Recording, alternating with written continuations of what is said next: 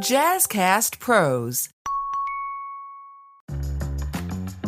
Good afternoon, my graceful grinders and totally uniquers. It's your girl, Dr. Pamala Brown-Grinion, and we're here today for another episode of the Grace and Grind podcast. As I mentioned with the last episode, we are doing a series about your money, what's in your wallet and what's in your purse. And today I have none other than Mr. Jo Okala, and he is from an organization called YU Financial. He is one of three chairmen of YU Financial. So, Joe, welcome, and thank you for being on the Grace and Grind podcast. Thank you so much, Dr. Pam. It's a pleasure to be here. Yes.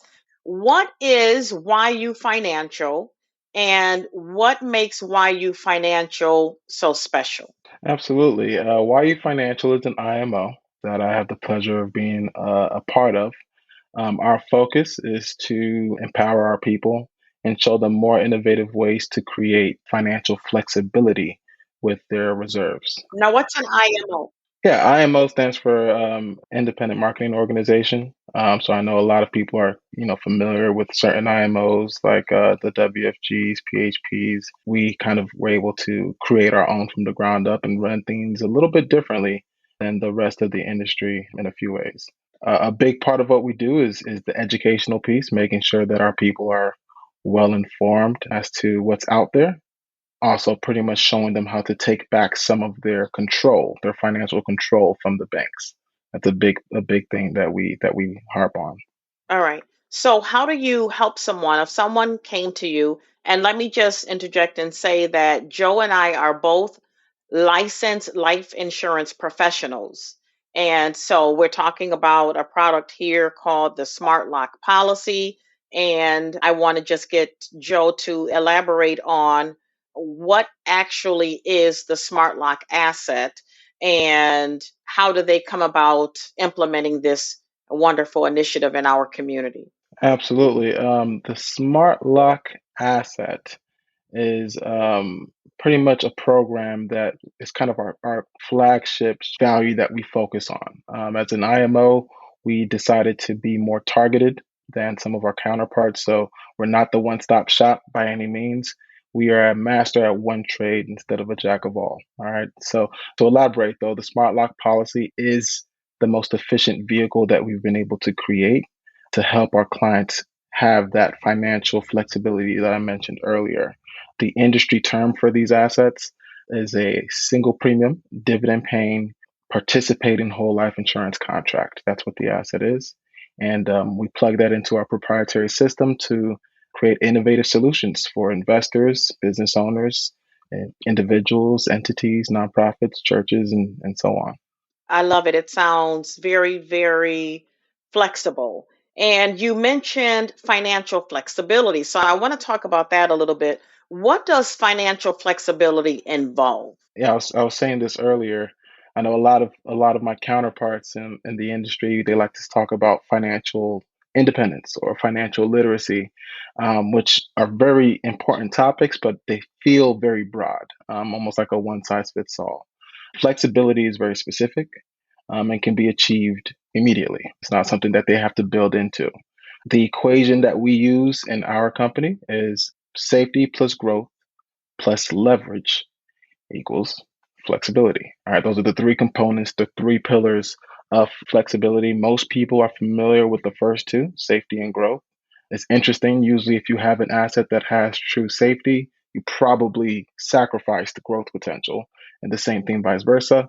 Leverage, on the other hand, is something that is completely amiss by most people, even within the industry. It's not something that a lot of people talk about or focus on, and that just happens to be the most pivotal component of true flexibility. So the Smart Lock asset is tailored in a way where they can create that same safety, the same growth, but also immediate leverage. And that's something that's very, very important to us. hmm And you know what? You said something that triggered a memory for me. As I'm writing policies, you're right. There are only two questions. It asks you about, are you more interested in safety Or are you more interested in growth? Do you want something that is going to have a long term, kind of safe space? Or do you want to, throw caution into the wind and try to get a gain quickly? But not one policy that I've ever written says anything about would you like to have flexibility Yep, or leverage? exactly. So, can we talk about leverage a little bit? Because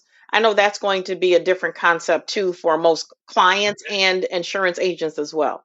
Absolutely. Leverage, if I were to put it in layman's terms, is the ability to give your dollar multiple jobs. All right. Bring some duality to your dollar. In a nutshell, what's happening within these assets, and most people in the industry, and especially in the insurance industry, are already familiar with leverage to some extent.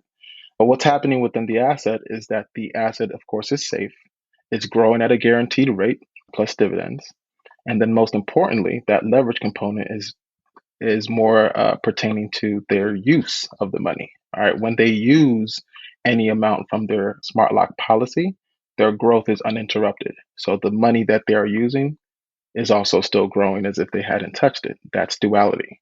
So it has the job of whatever you're using your money for, as well as the job of continued uninterrupted growth within the policy. And it just so happens that outside of the system of insurance, this cannot be achieved. That's the main reason we're using the system of insurance, not selling insurance policies. So the way that I explain it to any of my potential clients, I say to them, for example, when I try to explain leverage to them in a way that they can understand it, and you let me know if I'm saying this properly, Joe. For Okay. example, if you have $100,000 and you want to invest it in a smart lock policy right away, but you also had an asset that you wanted to purchase right away and you couldn't afford to do both. You can put that $100,000 into a smart lock policy, take out a portion of it. Let's say you want to take out 45, $50,000 of it, and then use that money to go and acquire another asset while your smart lock asset is still thinking and growing interest on the whole $100,000 versus the 50, 55,000 that you may have taken out. Absolutely. Oh, Absolutely. You're right on the money. It's the continued growth on your accessed funds that makes the smart lock so appealing. I do want to elaborate and say that this concept of leverage isn't specific to smart locks only. Really, any insurance cash value type of asset can create a similar version of leverage. What sets the smart lock apart is that that leverage is now, right? So, like you said, someone has 100 grand, they put it into the policy, they can immediately take, in this instance, 50 grand out and use it for whatever they need it for and have that 50 grand still growing within the asset. So, yeah, that's really big. that's wonderful. I really love that about the policy. And I think you just answered the question. That's how Smart Lock differentiates itself from other whole life policies, is that it's able Yeah, to offer the safety, the growth, and the leverage at the same time, which most policies, yep. other policies wouldn't have that leverage capacity. Yeah, and even, just on at face value, a smart lock is funded with one singular premium. There's no tie on their cash flow, which isn't necessarily going to be the case with many other insurance policies that are out there. And also is why a lot of our clients who actually create a smart lock for themselves, they don't even consider it really insurance. They consider it in the same lane as their high yield savings or as their CD or as certain retirement vehicles that they have. The insurance component is really just icing on top of the cake. hmm Okay, so I just wrote my first smart lock policy, right? And I'm leading to a question here. So my policy, I had a client that says I want to drop 150K, right? But what if I have someone that says I only have $1,000 and I want to get a smart lock? Is that something that we can do as well? Yeah, I mean, a lot of times, as we're explaining and educating our people, certain people might have different ideas that come up. So a lot of people, a hole that a lot of people fall into is assuming that the smart lock should only be funded with discretionary funds. So I don't really have that much money discretionary, or laying around or sitting around. That's not really what the smart lock is for. That is a use case, right? Of course, if you have discretionary funds that's not doing anything, then absolutely the smart lock can maximize those funds. But even money that is actively in a CD or in a certain investments in a brokerage account, right, with intended use, that's actually when the smart lock is way more powerful. All right. So I just want to make sure I give that disclaimer. This is not something that's only for people with lots of money sitting around, or, for the top 1%, people who have hundreds of thousands, millions of dollars to fund it. With the carriers that we use, you know, we can really work with almost anybody that has reserves of any kind. Sit down with them, do a consultation, identify where money currently is, why it's there, and what are their plans with that money, and construct a smart lock program that fits their build. Can you give an example when you say monies and other reserves? What would be some of the other areas where people could use money to obtain a smart lock asset? Yeah. So when we do a consultation, things that we look at bank owned assets first and foremost. So any savings accounts, CDs, money market accounts, high yield savings, things of that nature. That's the first thing we look at. And again, this is a consultation. This is not us necessarily being advisors or telling people what they should and shouldn't do, but just showing them, okay, this is what would happen if you moved X amount or this percentage out of that asset into the smart lock for X purpose. But yeah, that's the first thing we look at. We also look at tax returns. I know this is tax season currently. People are getting these returns of a few $1,000s, and most times, where's that money going? To the banks, where the banks are keeping all the control over your financial reserves. So we look at tax returns. We look at anything in the markets: stocks, bonds, mutual funds, crypto, foreign exchange markets, because the smart lock can be leveraged as a way to kind of capitalize on some of those returns. You name it, right? Annuities, real estate, equity. I might be missing something, but just that's the kind of the vibe. Retirement accounts. That's another one. Wonderful. 401ks. I know a lot of people have seen some troubling times in the past couple of months when it came to their retirement money that they actually can't afford to lose. And they have it all being risked at the same time, and the smart lock can be used as a way to mitigate some of that risk and offset it. But yeah, those are just a few high level, and of course the consultation we can go more in depth and see where the smart lock might play a good role in making their current situation better. All right, wonderful. You said annuities. What is the difference between a smart lock, an annuity, and infinite banking? So I'll start with an annuity, because a lot of times when I'm speaking to people, that's one of the first things they ask if this is. When they hear a smart lock, because they haven't seen or heard our processes before, they ask, okay, is this like an annuity? And of course, most people would know that an annuity can be funded with a single premium, similar to the way a smart lock is structured. The key difference between a smart lock and an annuity is our whole purpose: financial flexibility. There is no flexibility in an annuity, unfortunately. Usually, if you're getting an annuity, you already know that. It's not something that necessarily can be touched or have much, flexibility with, unless you want to be penalized. So that's the biggest difference. So there's, no flexibility. There's also no death benefit associated with the transfer of those funds. So there's no multiplier upon your passing.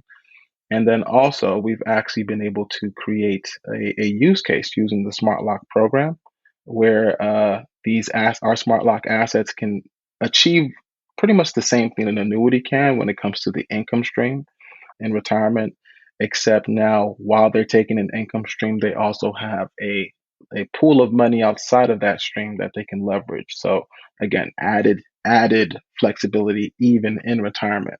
So there's flexibility before retirement, flexibility in retirement, and then flexibility in upon your death. So flexibility in all stages that annuities cannot achieve. When it comes to infinite banking, IBC, infinite banking concept, we actually started the company Why Are You Financial, leveraging a lot of these principles and showing people how to kind of manage their finances in a similar fashion to what banks do. So it's kind of our attempt to emulate banks as far as how banks leverage the system of insurance. So this is not infinite banking. What we say is this is textbook banking. This is a lot more by the book as far as what banks are actually doing with some of our reserves. For more elaboration on that, just look up BOLI, bank owned life insurance. You can see a little bit of context on it. Banks aren't necessarily putting their money into monthly policies like infinite banking concepts. Banks are actually putting their money into single premium policies for the most part. This is a little bit more textbook banking than infinite banking, but it works in a lot of similar ways, right? Infinite banking includes whole life policies with dividends, just like smart locks. The biggest difference is infinite banking is monthly premiums and smart locks are single. All right. And this creates immediate leverage, not built up over time leverage like the IBC. So I hope that makes sense. I'm trying not to speak too high level, Dr. Pam. No. I think that gave real clarity on the difference, because when you're talking about smart lock and it being single premium and dividend and all that, and you can create your own banking, sounds a lot like infinite banking. But I'm glad that you mentioned that it's not a monthly premium. I mean, this totally defeats the purpose of having that month to month payment, or ever being in a situation where you may not have it this month, or something may happen with your finances where you may not have it for 3 months and you can't pay your insurance, and then you don't have a policy. And with this policy, it's taken care of right from your initial one time payment, which is lovely. All right, that sounds great. Now, you said that we can get safety, we can get growth, we can get flexibility, we can have leverage, we can create an immediate cash reserve for ourselves. I mean, you've mentioned so many great things, many things that other policies are not equipped with, or other assets are not equipped with. It's sounding a little bit too good to be true. Now, are there any catches or anything that people would need to look out for? What are those things that people may have concerns about, if people think this is sounding, I've never heard of this before, especially other agents. I've never heard of this before. I don't know if this is real. How can they do that? How did the IRS allow them to do that? How are you able to do this? Yeah, great question. And usually when I get that question from a prospect, my first question to them is, would you rather it be too bad to be true? But no, there is no cons or no like drawbacks from being able to leverage the smart lock system, these single premium insurance assets in the way that we do. There is one thing to be aware of, all right, and that is the modified endowment contract status of these assets. So, for those who don't know, the IRS, like Dr. Pam says, there's nothing that goes over their heads. They are really, on the money, making sure that Uncle Sam is compensated, especially when people are making money. All right. If people are making too much money, and this is one of those assets where you have no risk, that's free money, and Uncle Sam would absolutely want a piece of that, and that's what created this modified endowment contract bill that was passed in the 80s. Okay, what this means is that within the policy, the growth that occurs is actually tax deferred, which is not a status that other insurance policies would have. All right. And other insurance policies with cash value, the growth that they experience is classified as tax free because, as a life insurance policy with a death benefit that's big enough in proportion to the cash value, they can't tax any of the growth. That's not necessarily the case, and by design of a single premium policy. All right. Now, with that being said, a couple things that we noticed, especially in the beginning of our company, is that when you extrapolate the data over time, the growth that is achieved in a smart lock policy far outweighs the growth that would be achieved in any other type of cash value policy, whether that's an IUL or otherwise, mainly because of the time value of money. Okay. When you put 100 grand in the asset at once and have that growth started off from day one, and compare that to a policy that you broke that premium to 10,000 a year to keep it under MEC status, and classified as a non-MEC, you're losing out on so much growth that the taxes that occur from the growth in the smart lock is almost negligible. I hope that makes sense. I know for Yes, the agents that are listening, that's one thing that we wanted to make sure people understand. You're not saving people as much money as you think you are by by splitting up avoiding a that mess. money. Yes. Yes. Yeah, I love it. yeah, that's the first thing. Now, a second thing, and this is what makes YE Financial very special, makes us very passionate about what we do. We're always being as innovative as possible when it comes to just new ways to create more value. All right. So, long story short, and of course, we're not going to elaborate too much, for the sake of time. We have found several ways, two ways in particular, to avoid the MEC status or the MEC taxes altogether within the smart lock policy. All right. And really, it what it boils down to is who owns the policy. All right. Just like Warren Buffett says, you want to own nothing and control everything. So by changing the ownership of these assets to maybe a specifically designed trust or a specifically designed LLC, solo 401k, things of that nature, by changing the ownership, we can also effectively avoid most, if not all, of the taxable events that would occur from accessing any gains. I love it. What intrigued me, I would have to say, one of the biggest things that intrigued me about the smart lock asset is when I learned that there is no maximum contribution like with an annuity. You may only be able to put 7,000, 8,000, per year, whatever. But with a smart lock asset, what is what's the maximum amount you can contribute to a smart lock? And how does that compare to other assets? As of now, there is no real max. All right. When people ask me, I know we have really close relationship with some of the carriers that we work with, and we're able to illustrate up to a certain amount. So if I'm doing a financial needs analysis, a consultation with a client, and they want to see, you know, $5 million. Say I'm working with a millionaire, I can illustrate that. All right, but if they wanted to see $100 million in a smart lock and how that would work, I can't illustrate it on my own. I would have to go through the corporate office of that carrier for bigger cases of that nature. I have not seen a situation so far where they said, "Oh, we can't insure at that amount. We have to decrease it." So there is no real max. If you're Jeff Bezos, you might run into some problems eventually, because they can only put so much insurance on one person. Hmm. But even in that case, you can just change the insured and probably still get away with it, even if you are Jeff Bezos. But yeah, the almost no ceiling.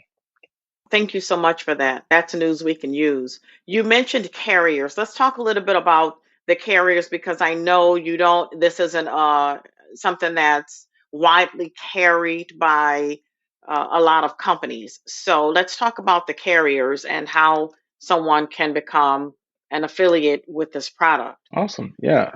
So we were very, very picky with the carriers that we chose to partner with in order to bring this level of information and value to our people.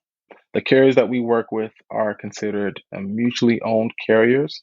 So some people in the industry that may be listening might know the difference between a mutually owned carrier and a publicly owned carrier. If you have a life insurance policy, it's through one of the two, all right? Either a mutually owned carrier or a publicly owned carrier. And the biggest difference between the two is that a mutually owned carrier will treat their policyholders as if they were shareholders, all right? And when they have that type of relationship with the policyholder, anything that benefits the carrier will also benefit the policy owner, and anything that hurts the carrier would hurt the policy owner. All right. So now your money is with a company that it would only behoove them to make sure that you are winning, because the more that you earn, the more that they earn. All right. On the flip side, a publicly owned carrier actually has shareholders. They're on the stock market, right? So everything that they do is to benefit their shareholder, even if that comes at the detriment of their policyholders. So if your money is sitting in a carrier like that, you're a little bit more risky than you might think you are, all because you're in the system of insurance. You're not safe. All right. So we are working exclusively with mutually owned carriers. The big thing that we looked at, even with mutually owned carriers, is how long they've been in existence. The youngest one of our carriers was founded in 1905.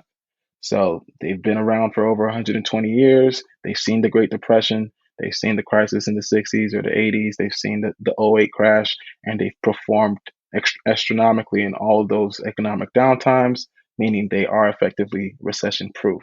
And then lastly, a big thing that we looked at is their barrier to entry for their single premium assets.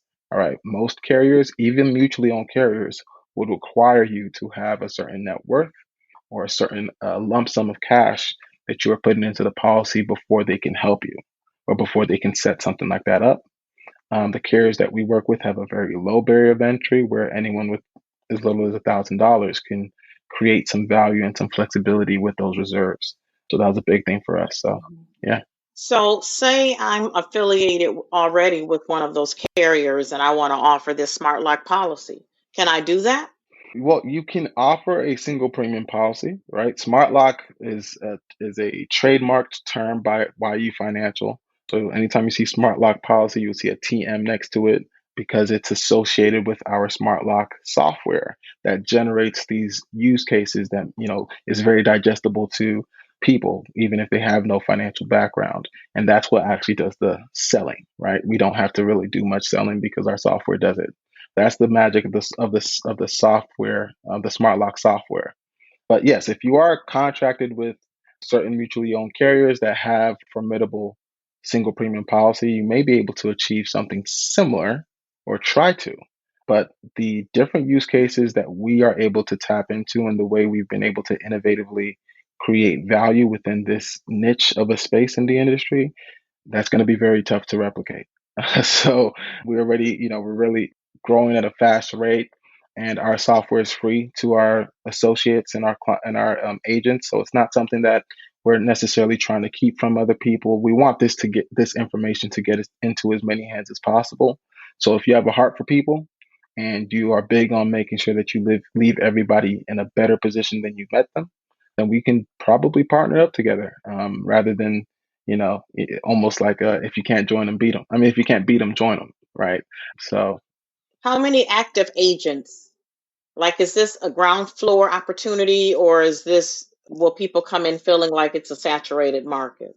this is the very opposite of a saturated market. There is so much that everybody does in this industry. You can't swing a dead cat and miss somebody in the industry selling an IUL or an annuity or a term policy or a final expense. That's pretty much what's out there, almost like real estate, right? If you go to another real estate brokerage, they're still selling houses. They still have access to the same land as the other real estate brokerage down the street. So that's kind of where the financial industry is, because some people are being born and dying every day. It's never a down industry where you can't make an impact, but it is saturated, right? Everyone is pretty much doing the same thing. Now, what I can say with certainty is that there's pretty much no one in the industry, no brokerages in the industry doing this at scale. So we are definitely a growing, creating a lot of disruption within the financial industry, blazing trails that have never been blazed before. There aren't more than maybe 70 or 80 active agents with us, so it is very ground floor. We have lots of hands-on training. We've only scratched the surface, even in this call, of the different ways that the smart lock asset can be leveraged, is as versatile as they come. That's why it's our flagship product. We don't do anything else because we don't necessarily need to. There's so many different rooms that we get into, from real estate investors to recent college grads to retirement, people nearing retirement, to business owners, nonprofits, churches, right? The list goes on as far as all the use cases that we have. And also, for those listening, feel free to go into our website, yufinancial.co, and you will see the list of the use cases with white papers associated with each use case, documenting exactly how the smart lock can be leveraged for that specific case. Mhm.